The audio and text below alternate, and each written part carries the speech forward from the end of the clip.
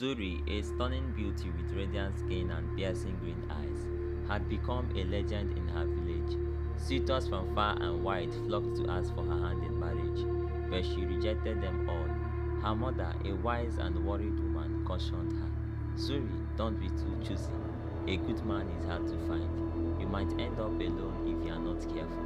But Zuri wouldn't listen. She had a clear vision of her ideal husband: handsome, kind, wealthy, and powerful. She dreamed of a life of luxury and happiness, and she wouldn't settle for anything less. One day, while fetching water from the stream, Zuri spoke aloud her ideal husband's qualities. He must be handsome, with piercing eyes and a strong jawline. He must be kind, with a heart of gold. He must be wealthy, with a grand mansion and fine clothes. And he must be powerful, with a strong will and a commanding presence. Unbeknownst to her, a demon lurking nearby overheard her words. The demon named Malachi had been watching Zuri from the shadows, fascinated by her beauty and determination. He decided to transform into a charming prince and appear before her. Malachi, in his human form, was everything Zuri had ever dreamed of. He was handsome, kind, and wealthy, with a charming smile and piercing blue eyes. Zuri was immediately smitten, and she agreed to marry him without hesitation.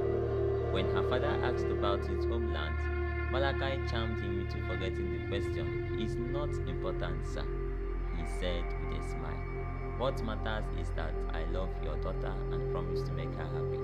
Zuri's father, under Malachi's spell, nodded in agreement.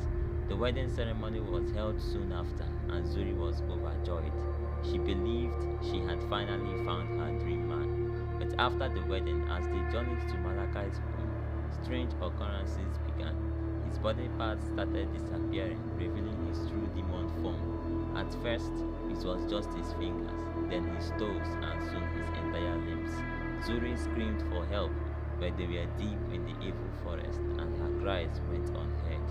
Malachi's transformation was complete when they reached his dark and foreboding mansion.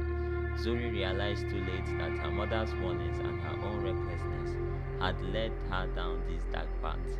She was trapped in the demon's realm, alone and frightened.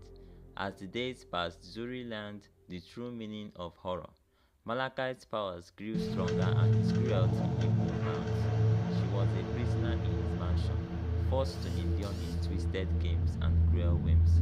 Zuri's only comfort was the memory of her mother's words: "A good man is hard to find." She realized now that her mother had been right all along. She should have been more careful, more patient, and more discerning. But it was too late. Zuri was left to face the consequences of her choices, trapped in the demon's realm with no escape.